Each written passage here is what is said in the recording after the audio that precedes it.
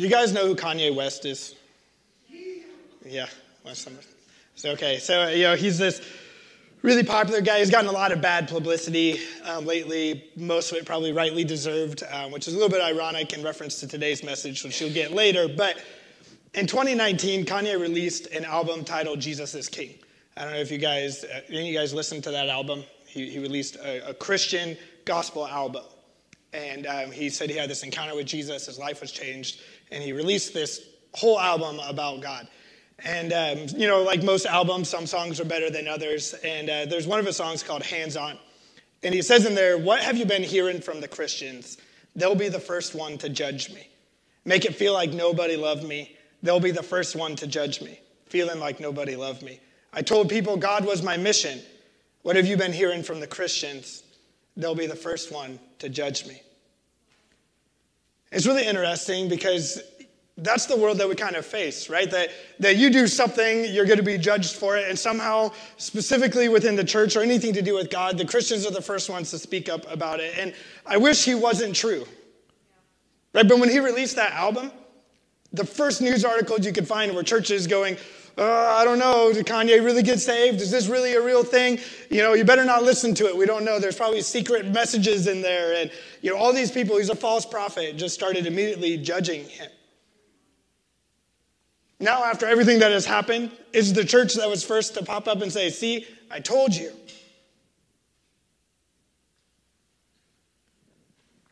Now, today is not how you feel about Kanye, okay? Today is going to be about judging others. Do you think Christians judge too much? Have you heard that from someone else before? Should Christians even judge at all?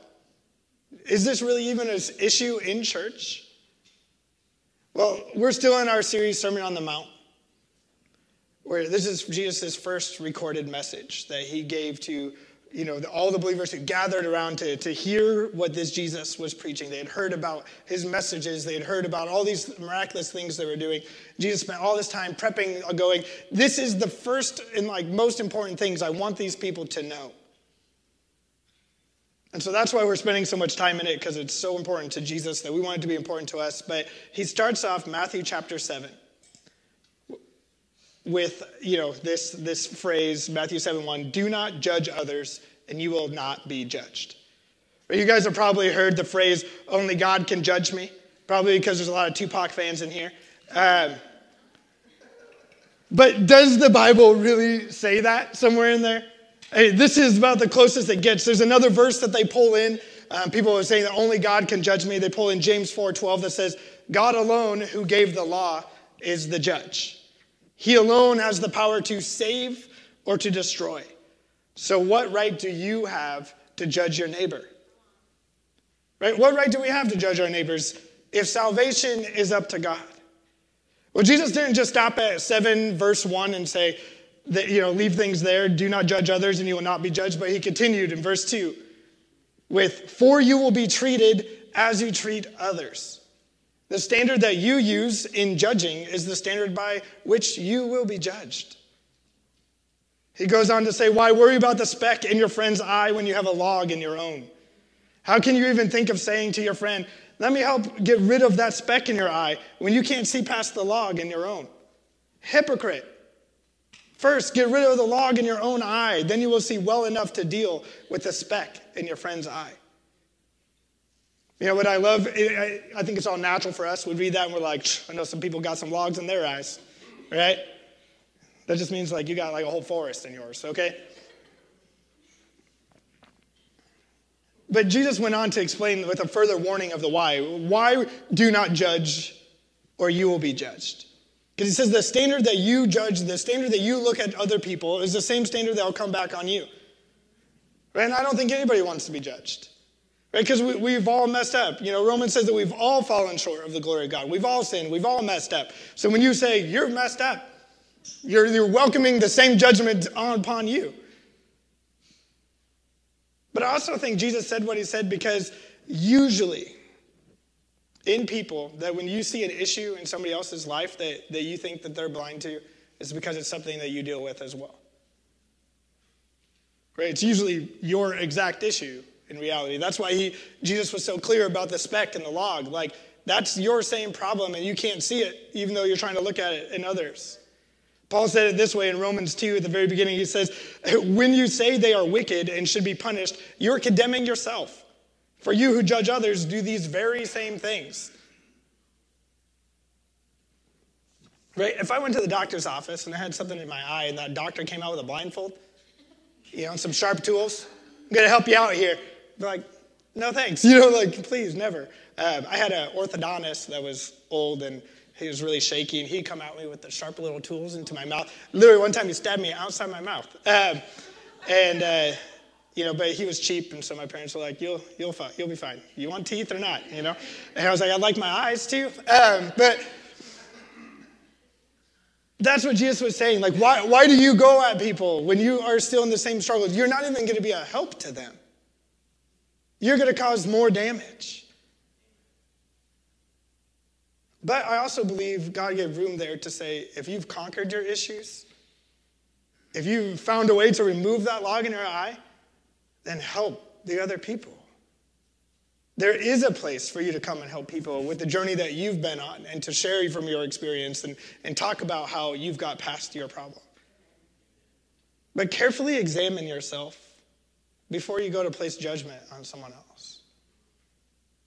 So does that make it fine to judge someone if it's not your issue? I know you say no, but inside you're like, probably, right? Because that'd be nice. Okay, it's the same judgment. But the problem is, in God's eyes, all sins, all mistakes, everything's, the same playing field. But the problem on earth is that it's impossible to not judge. Right? We make thousands of judgments every day. And usually for the better. There are things that are good for us to make judgments on. Like, is this thing good for me? Right? Or should I not drive off that cliff? Right? These things keep us alive. Judgments are a good thing. Right? We have thousands of judgments. Should I wake up today or should I hit snooze? What do I wear? What should I eat? Should I eat breakfast today? Is this pair of underwear clean enough for a third day in the row? Right? Do I need to talk to that person at work? Or can I just ignore them? Should I read my Bible? Do I want to hang out with someone after work? Is this a good person for me to hang out with? Right? We have thousands of judgments that we make all day. They say while you're driving alone that you're making a judgment on your driving and how to drive multiple times a second.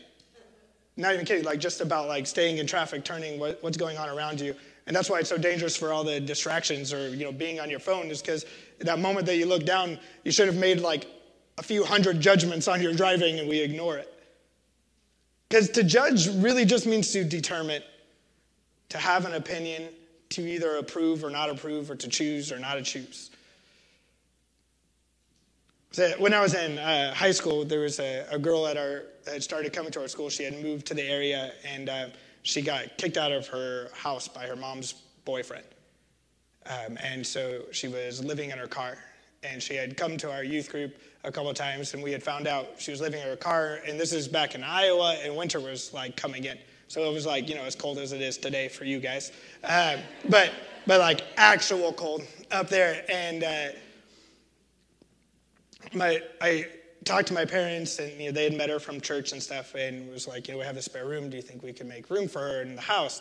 And so my dad sat down and met with her. She was new to Christianity and that kind of stuff. My dad gave her some just really basic, simple rules. If you want to stay in our house, no partying, no staying out past curfew, come to church.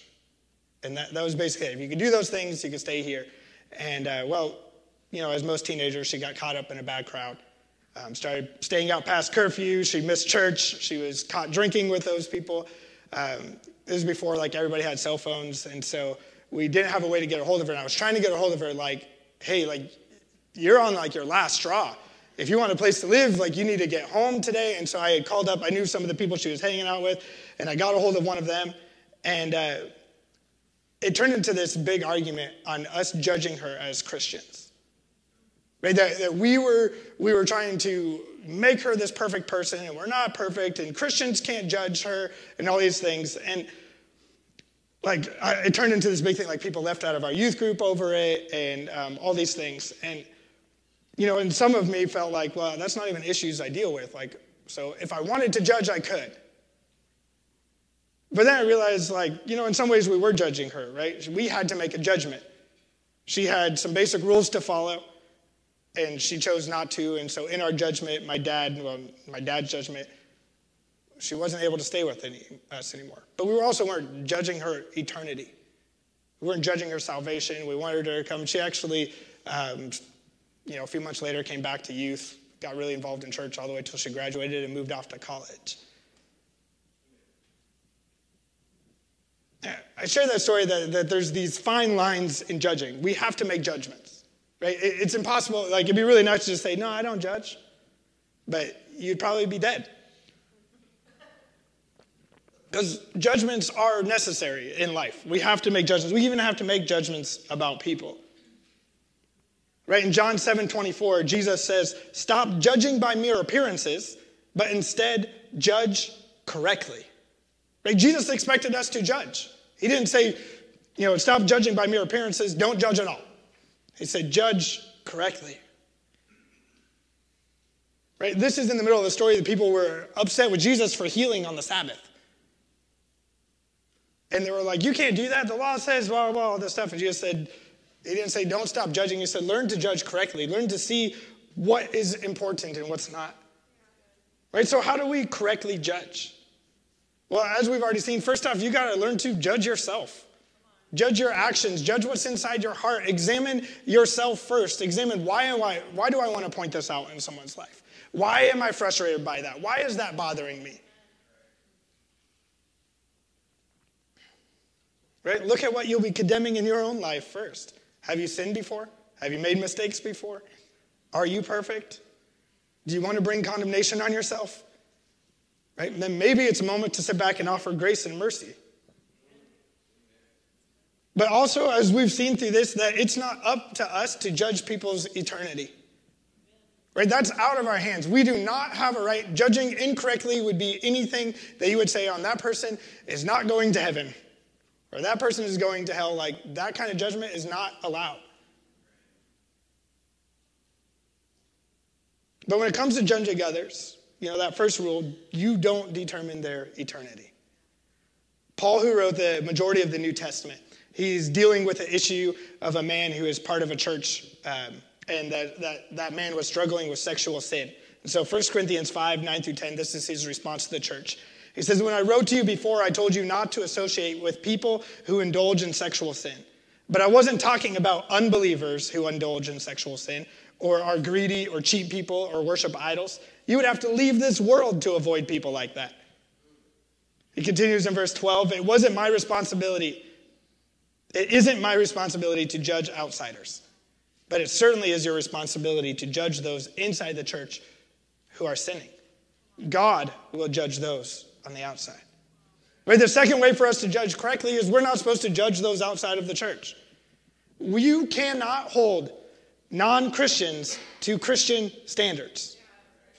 Right? You won't be able to avoid people that have different viewpoints than you in the world. And you have to learn to be around them as they are. Right? Jesus says in Matthew 7, this is back to the Sermon on the Mount, verse 6, he says, don't waste what is holy on people who are unholy. Don't throw your pearls to pigs. They will trample the pearls and they will turn and attack you. Now, I think Jesus was a little bit harsh in calling people this, pigs, but basically what Jesus was saying was if you're trying to take the law and force it upon people that they don't want to be a part of it, it's a waste of your time, it's a waste of your effort, and all you're going to do is make them angry and they will attack you. Right? And do we not see that in our country? That we as a church have been trying to force the law upon a nation of people who don't want it, and they're turning and they're angry at us? Jesus called this thousands of years ago, that this is how we were going to end up. We're not called to judge them. Leave it up to God. We're called to love, to show mercy. Right? Paul continued in Romans 2 that it's by God's loving kindness, by his mercy that people will find salvation. Right? Not by your judgments. Third, Jesus said in those verses that we are supposed to judge those who sin in the church. Right? That probably made some people uncomfortable, right? Right? So I made a list. And I'm just kidding. That'd be horrible, right? No, because again, judgment isn't always bad. We always want to use it in a bad, negative term. And there's so many words that we struggle with as Christians or in this world because we put this negative context to it, but it's not what Jesus was saying here. Right? It's not a condemnation that we're trying to put on people. Right? It's a judgment to help the church. Is this a problem that will keep the church from growing? Are we not going to be able to mature and look like Jesus to the world around us because of the issues we have going on inside of our body? Right? It's the same judgment of, I have a sore in my arm and it's getting infected. I need to make a judgment to take care of that. Right? And that's when there's an issue in our body of Christ that we need to come and say, oh, we need to change something here. We need to do something to affect that. Right? So what are we looking for when we judge or we determine if another believer is living correctly or if it's causing an issue? Jesus, in the Sermon on the Mount, chapter 7, verse 15 through 19, says this. It says, beware of false prophets who come disguised as harmless sheep, but are really vicious wolves. You can identify them by their fruit. That is, by the way they act. Can you pick grapes from thorn bushes or figs from thistles? A good tree produces good fruit, and a bad tree produces bad fruit. A good tree can't produce bad fruit, and a bad tree can't produce good fruit. So every tree that does not produce good fruit is chopped down and thrown into the fire. Yes, just as you can identify a tree by its fruit, so you can identify people by their actions. There's a silly YouTube video out there called Nature Walk, right? Like neat, and it's great. And it follows the adventures of Lenny Pepperbottom, and so you can already tell by the name, it's wonderful. But he walks through nature, and he talks about nature, and he's teaching you things, and it's pretty neat. And that's actually one of his catchphrases. How neat is that? And that's pretty neat. So if you like that type of stuff, you should definitely watch it, Nature Walk. But he taught me something important about trees. In the very first video of the series, he walks up to an aspen tree. He patted it. He said, you can tell this is an aspen tree by the way it is. And then he moved on. Right? And, it was clearly very unhelpful for me to identify aspen trees later in my life. But it does remind me of basically what Jesus was saying here. You should be able to walk up to a Christian and just know they're a Christian by the way they are. The end. Like he literally says, it's by their actions you would see that it's the way they are. Right? The evidence of us being Christians should be out there just in the same way that you could tell an apple tree is an apple tree because it has apples on it. Right?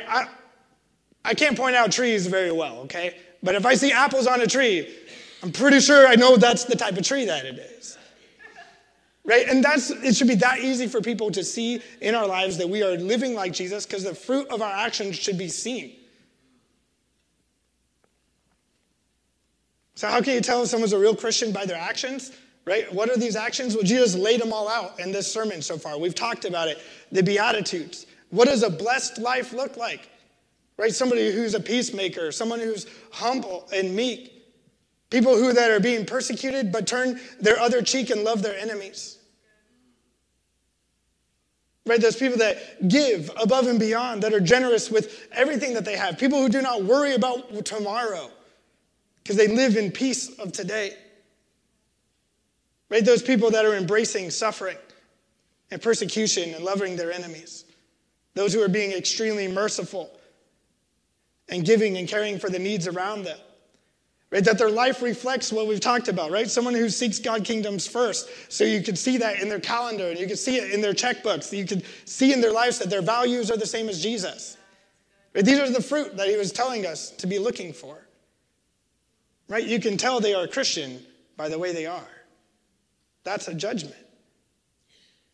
Now, while this fruit is what we need to look for, in the same way you wouldn't plant a seed and 1 hour come back later and be like, that wasn't a seed at all. There's no plant here. Right? You have to give time. You have to see where people are at in their life.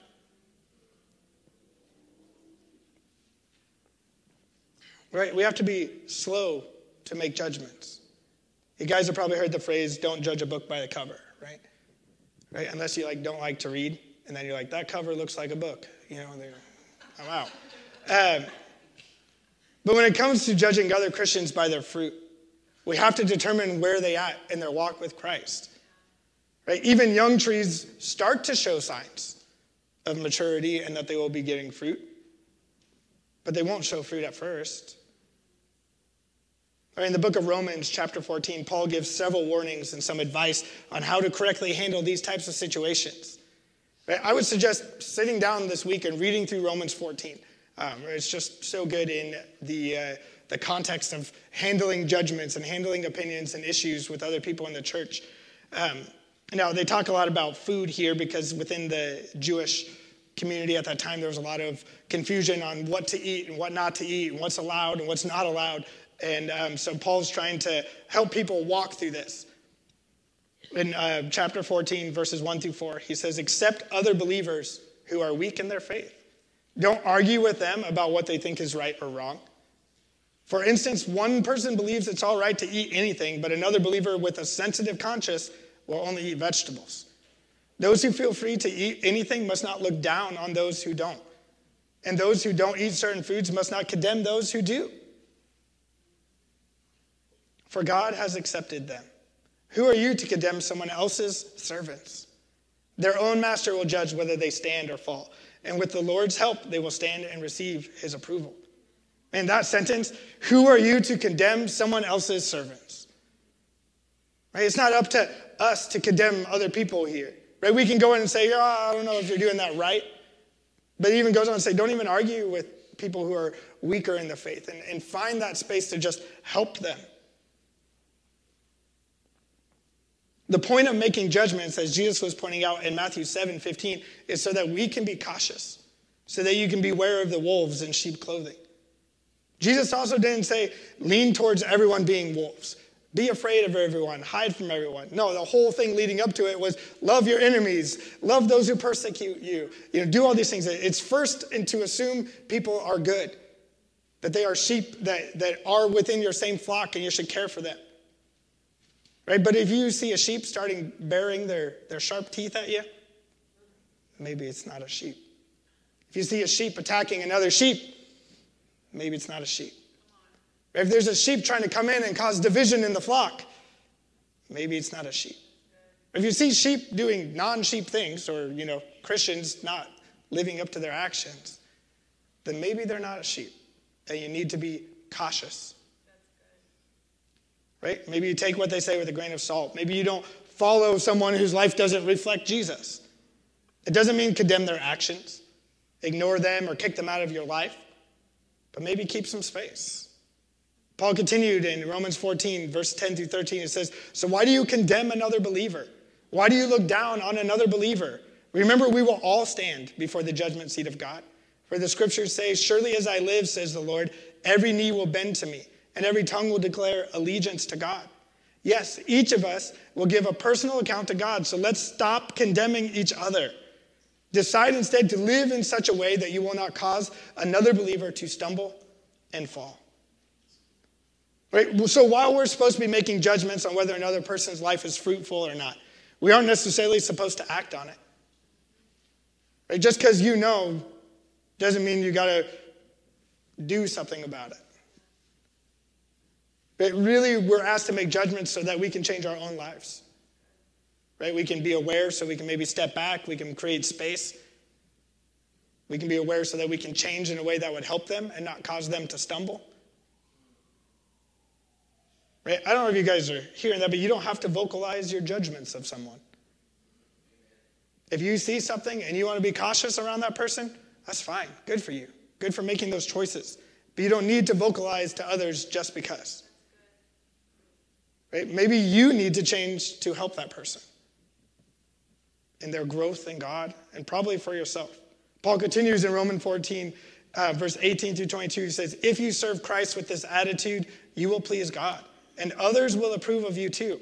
So then let us aim for harmony in the church and try to build each other up. Don't tear apart the work of God over what you eat.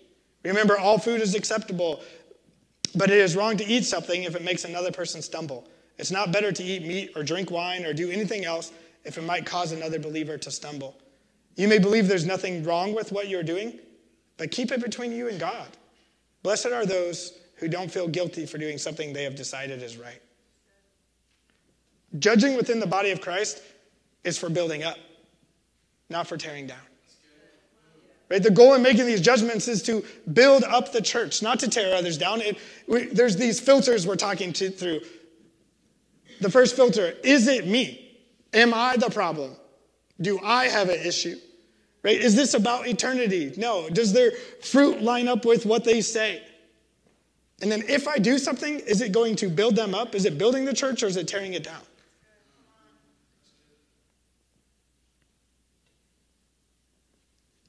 Now, sometimes these judgments will need some actions to correct, right? Just like if I had an infectious wound, I would need to go resolve for the body, my whole body.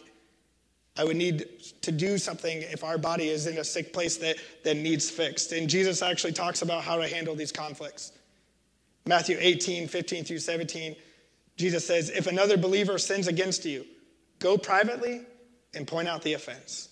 If the other person listens and confesses it, you've won that person back. But if you are unsuccessful, then take one or two others with you and go back again, so that everything you may say can be confirmed by 2 or 3 witnesses. Now, if the person still refuses to listen, take your case to the church. Then if he or she won't accept the church's decision, treat that person as a pagan or a corrupt tax collector. Right? There's kind of 3 levels here of how to handle a situation, right, within the church. First is you go to them first, privately, and you talk to them. Right? Privately, all right? You don't call them out. You don't stand up in church. You definitely don't post it on Facebook. Right? You go face to face with them and say, hey, this happened and I'm kind of hurt by it, or it caused this problem. And I'm assuming the best of you because that's what we're supposed to do. And if I think I would do better, then I think you got to be doing even better than me. So maybe there's, something that I'm unaware of. And you talk through the situation. Now, it says if they didn't listen, if that doesn't resolve something, and there's some other people that observed what happened or are aware of what's going on, then you take them and not like mob mentality, gang up on this person, right? But then you would go in and you would have a real just meeting and say, hey, these are things going on, and it wasn't just me. There's some other people. And if that doesn't resolve it, then you take it to the church, right? And we do it respectfully. It's not like you just show up here on a Sunday morning and say, I have a problem. Right? I'll be like, yeah, you do have a problem.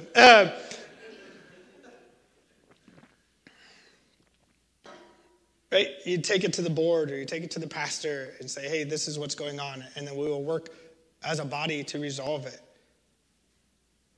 Right? And it says if they don't like that decision, then it says they should be removed from the church. Now, you might think that removing someone from the church does not build up the church. But sometimes things need to be pruned in order for things to grow and be fruitful. And Jesus goes on to say, treat them like pagans and corrupt tax collectors. Right now, like every time I read that, like my first instinct is like, wow, it's a little harsh. But then you got to remember this is Jesus talking, and the people that he hung out with the most were pagans, corrupt tax collectors. Right? Like those are the people that he was seeking out. Now, they were outside of the church, so he didn't treat them the same way. They weren't held to those same standards, remember? What Jesus did was he loved them. He cared about them, but out there. But what I also love about this passage of Scripture is immediately after Jesus talks about forgiveness. Verses 21 through 22 says, then Peter came to him and asked, Lord, how often should I forgive someone who sins against me? 7 times? No, not 7 times, Jesus replied, but 70 times 7. And really that's 70 to the 7th power. Like that's the way it was just like this astronomically large number that we would continue to forgive. Right? That's the attitude that we handle these situations with in the church. Right? And every bit of offense and every bit of judgment that we may make, we're still first called to be merciful. Paul in 1 Corinthians 6, 1 through 8 talks about this as well. And you may be like, why do we keep coming back to Paul? And why do he have all these issues in his life? Well, Paul helped start all of these churches at this time. And so they're trying to figure out what church looks like. And he communicates with them by letter. And, his email was always broken. But so we have all these letters from Paul to the churches saying, like, hey, I heard there's this issue. This is how to handle it. And so that's why we keep finding all these things. Now, 1 Corinthians 6, 1-8 says, when one of you has a dispute with another believer, how dare you file a lawsuit and ask a secular court to decide the matter instead of taking it to other believers? Don't you realize that someday we believers will judge the world? And since you are going to judge the world, can't you decide even these little things among yourselves? Don't you realize that we will judge angels? So you should surely be able to resolve ordinary disputes in this life. If you have legal disputes about such matters, why go to outside judges who are not respected by the church? Okay, I am saying this to shame you. I was like, wow, that's an intense statement there. There's like, isn't there anyone in all the church who is wise enough to decide these issues? But instead, one believer sues another right in front of unbelievers. This is Paul's frustration, is that we don't look like the church. We look like the world. You're doing the same things the world does. Verse 7 says, even to have such lawsuits with one another is a defeat for you. Why not accept the injustice and leave it at that? Why not let yourselves be cheated? Instead, you yourselves are the ones who do wrong and cheat even your fellow believers. Right? This is a foreign idea for Americans, right? To say, I have been wronged and I'm going to do nothing. Right? Right? If you're triggered and you don't even rant online, are you even American? Right? Like, it's like, no, like, we were raised in this way that's like, I'm offended and people need to know. Right? And something should be done about it. Injustice. But I think kind of in Jesus' eyes, and we look at Jesus' life and what he modeled for us, sometimes we're just called to accept what happened and let it happen. Right? Jesus was completely wronged and accepted it because of his love for people. And that was more what was important in his life. And so maybe in just letting things go, we'll show more of Jesus than in acting against it.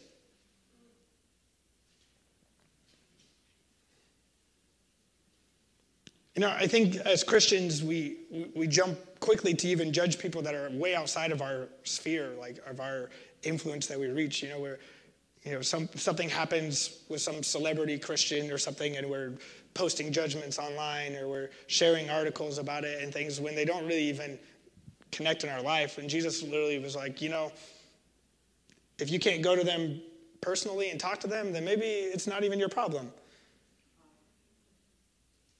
Right? You know, cancel culture, all those things that, you know, really Christians started, I don't really think any of that was a benefit for Jesus. You know, Kanye West said in another one of his songs, no one ever tells you when you are being Christ-like, just when you aren't. And the very last way today that I want you to realize that we should be judging people is pointing out positive things in their lives. Right? Judging people in encouraging ways, good judgments to one another, recognizing when people are living like Christ.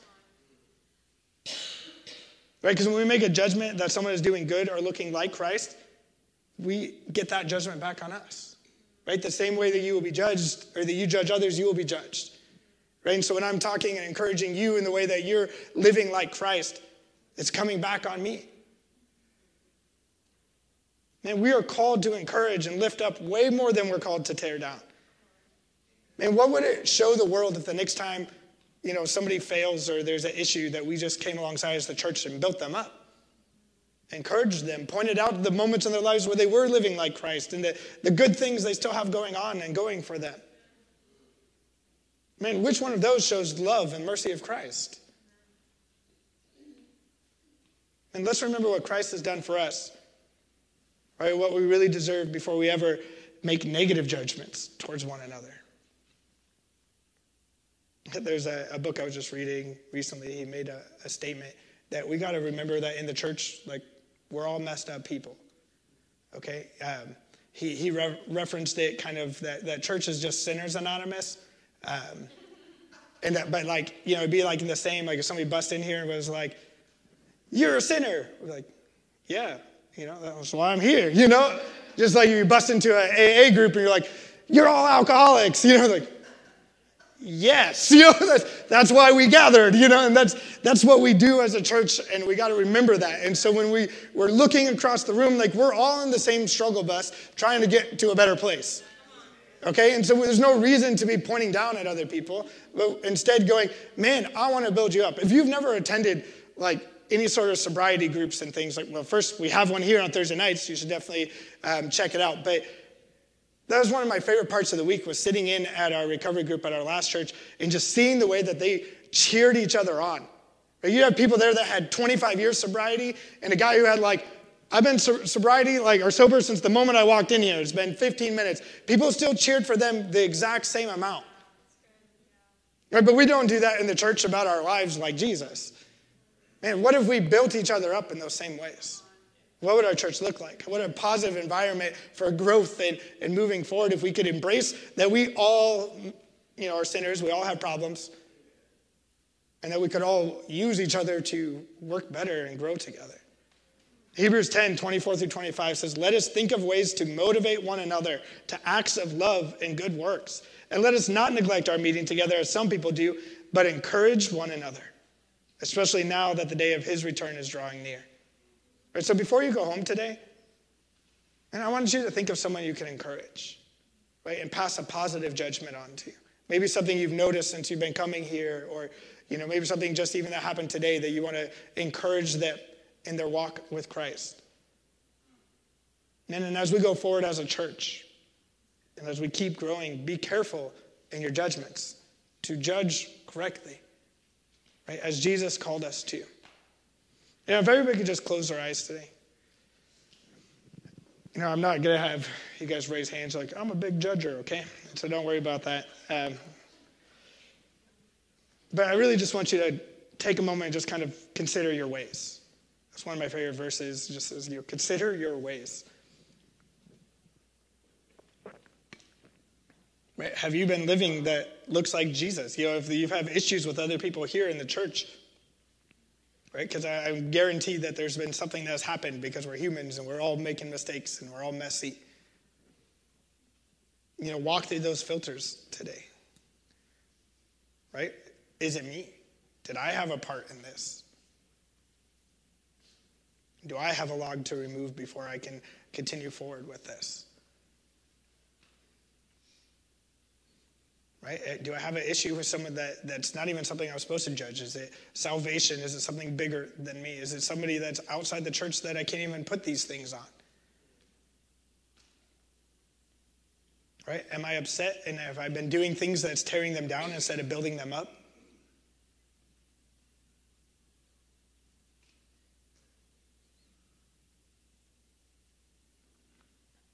Is there a way I could pass positive, good judgment on them today?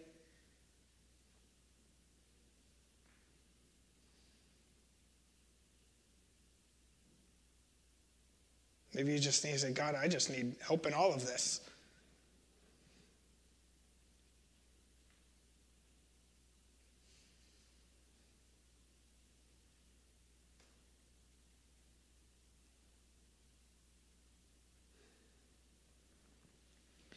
Maybe you've just been really hard on judging yourself. Right? Again, we're all sinners here. We've all made mistakes. Now, one of us is deserving of the grace and mercy that God has given to us, but he still gives it freely, and he gives it to you. And you don't need to judge yourself out of your salvation. Right? Judge yourself away from eternity that with God. That doesn't even exist. It's not even a thing. It's not up to you. God says, I love you with an unrelenting love. I sent my son to die for you. And because of his death and his resurrection, you can have new life with him, just all in the same way. And if you're like, man, I'm ready to walk away from this sin, like this judgment that I've placed on myself, and I just want Jesus and what he has for me, if you want to raise your hand for that. Thank you.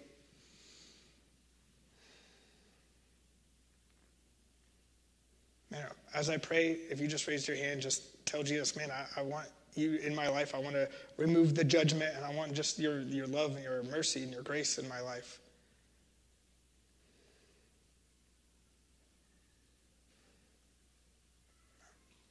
God, God, we just thank you for the example you made for us, Lord. That when Jesus, as you walked on this earth, that you showed us what a life could look like. Lord, if we could judge others correctly, if we could see first through the lens of mercy and of grace and forgiveness, that we would see first through the lens of self-reflection and seeing where we live and exist. God, that even you who was perfect on this earth and could judge everybody to whatever standard you wanted to because it didn't matter when it came back on you, you still didn't judge people who were in sin. God, you chose to let yourself be wronged. You let offenses come at you and persecution come at you, and you chose to continue to love them. God, may we have your same attitude as we approach building this church, Lord. God, help us to be people who judge correctly, who use judgment in positive ways, in good ways to build each other up, Lord. God, that we would handle situations correctly where there is offense, where there is hardship, Lord. And God, for those that have been putting too much condemnation, too much judgment on themselves and felt separated from you, God, would you just wipe that from them today, right now? God, you give them peace. God, that your Holy Spirit just flood them and they be filled with love and joy and the acceptance of a Father who loves them so much. God, there's nothing that any of us could do that would keep us away from you. Lord, there's nothing on this earth or that exists that could keep us from you. God, help them to open their hearts to see themselves how you see them, to be able to accept your love in the fullness that you want to give to them. Jesus, we thank you for all you do for us, Lord, and the life you lived. In Jesus' name we pray. Amen. All right, so go and judge positively today.